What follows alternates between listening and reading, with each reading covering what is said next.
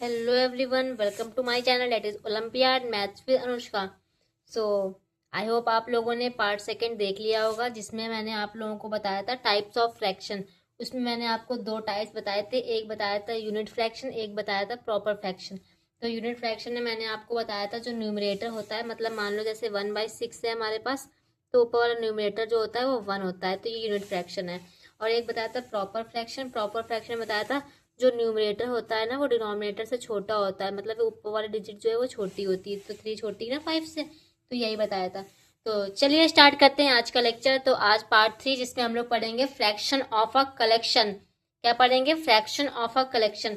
सबसे पहली चीज तो हमें सीखनी है फ्रैक्शन ऑफ का मतलब क्या होता है। फ्रैक्शन ऑफ का मतलब क्या होता है? ये क्या लिखा है? Fraction of.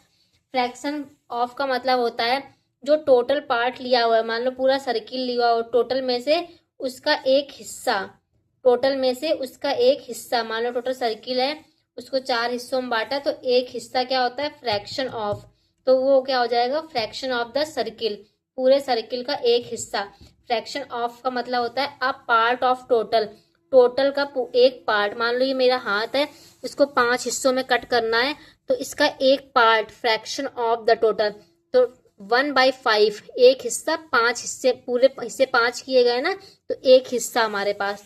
तो फ्रैक्शन ऑफ का मतलब होता है टोटल का part, part of a total, a part of total. ठीक है, तो चलो पहला रूल देखते हैं हमारे पास। सबसे पहली चीज अगर बोली गई है हमारे पास क्वेश्चन में, निकालो 1/2 ऑफ 10 एप्पल्स। 1/2 निकालना है 10 एप्पल्स का, मतलब 1/2 पार्ट निकालना है 10 एप्पल्स में। टोटल एप्पल्स कितने हैं? 10 है। कितने हैं? 10 है हमारे पास। ठीक है, तो देखो कैसे निकालते हैं इसमें। सबसे नंबर 1 डिनोमिनेटर से डिवाइड करते हैं, डिनोमिनेटर से डिवाइड करते हैं। कितने एप्पल हैं? 10 एप्पल्स हैं। 10 एप्पल्स को डिनोमिनेटर कितना है? 2, उससे डिवाइड कर दो, तो कितना आ जाएगा? 5 आ जाएगा। और दूसरा क्या करते हैं, न्यूमरेटर से जो ये 5 आया है हमारे पास, ये आया हुआ 5 जो है हमारे पास, इसका मल्टीप्लाई कर देते हैं जो हमारे पास न्यूमरेटर होता है। 5 का न्यूमरेटर 1 से मल्टीप्लाई किया, 5 एप्पल्स आ गए हमारे पास। समझी? मैंने पूछा क्या था? मैंने पूछा था 1/2 ऑफ 10 एप्पल्स। ठीक है, तो सबसे पहले क्या किया, ये जो 10 है हमारे पास, इसको हमने डिवाइड किया डिनोमिनेटर 2 से, तो 2 से 5 के 2 5 जब 10 होता है ना, 5 बार गया, तो इसका आंसर 5 आया। जो आंसर 5 आता है उसको ऊपर वाली डिजिट जो होती है न्यूमरेटर से मल्टीप्लाई करते हैं। फिर 5 को इस 1 से क्या किया? मल्टीप्लाई किया। 5 1 जब 5 होता है। समझ में आया? चलो आगे देखते हैं। नेक्स्ट क्या है? 3/4 ऑफ 12 एप्पल। तो क्या करना है, इस 12 को, नीचे वाला डिनोमिनेटर है, तो इस 12 को क्या किया, 12 को हमने डिवाइड कर दिया डिनोमिनेटर से हमारे पास। तो 4 के टेबल में 12 कितने बार में जाएगा? 3 बार में जाएगा। अब जो 3 आ गया, इस 3 को मल्टीप्लाई कर देते हैं न्यूमरेटर, न्यूमरेटर भी 3 है हमारे पास, तो इस 3 से मल्टीप्लाई कर दिया, तो 3 से कितना हो जाएगा? 9 हो जाएगा। समझ में आया? पहले क्या किया, 12 एप्पल्स थे, डिनोमिनेटर से डिवाइड किया, जितना आया हमारे पास उसको न्यूमरेटर से मल्टीप्लाई कर दिया, तो इसका आंसर कितना आ जाएगा? 9 आ जाएगा। समझ में आया? चलो आगे देखते हैं। अब इस क्वेश्चन को निकालो अपने पास। 1/3 ऑफ 15 चॉकलेट्स। सबसे पहले क्या करना है, कितनी चॉकलेट्स हैं हमारे पास? हमने क्या पूछा है आप लोगों से? हमने पूछा है 1/3 ऑफ 15 चॉकलेट्स।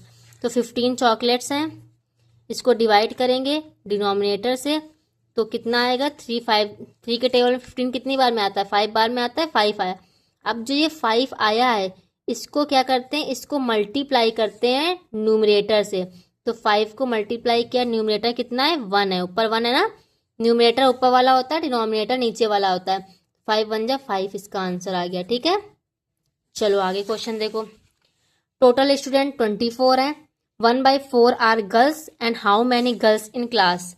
तो 24, और तो किस तरीके से इसको लिख देंगे, जैसे कि मैंने आपको बताया था 1/4 ऑफ 24 स्टूडेंट्स, इसको इस तरीके से लिख सकते हैं जब मैंने ऊपर वाला क्वेश्चन दिया था। ये लिखना नहीं आ रहा है, कोई बात नहीं, 2 डिजिट दिख गई ना, तो 24 को पहले क्या करेंगे, डिवाइड करेंगे किससे? डिनोमिनेटर कितना है? 4 है हमारे पास, कितना आ जाएगा, 4 के टेबल में 24 कितनी बार में जाएगा, 4 1 जा 4, 4 6 या 24, 6 आया। एक 6 का मल्टीप्लाई किससे करेंगे, जो ऊपर वाला न्यूमरेटर, न्यूमरेटर कितना है 1 है, तो 6 1 जा 6 हो जाएगा। ठीक है, चलो आगे देखते हैं।